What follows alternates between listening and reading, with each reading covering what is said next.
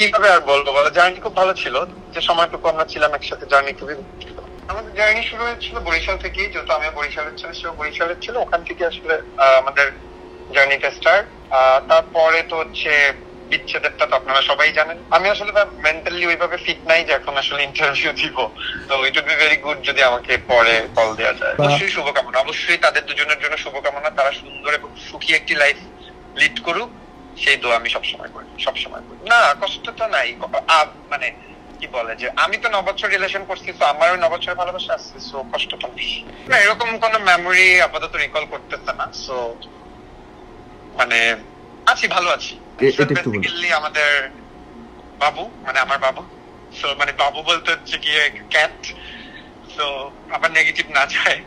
So ব্যানসন আমাদের দুজনেরই ছিল, বাট লাস্ট 2 ইয়ার্স ও যেহেতু ইউএসএ তে থাকে, সেটা আমার কাছে আছে। দুর্ঘটনার না, ঠিক দেখো, একটা প্রত্যেকটা মানুষের একটা চয়েস আছে, ফ্রিডম আছে। সো সেই হিসাবে নিলে চয়েস অফ ফ্রিডম মানে ওই রকম দিতে পারো। সো এই বিষয়টা আসলে খুব বেশি যে মানে করার আছে আমি মনে করি না।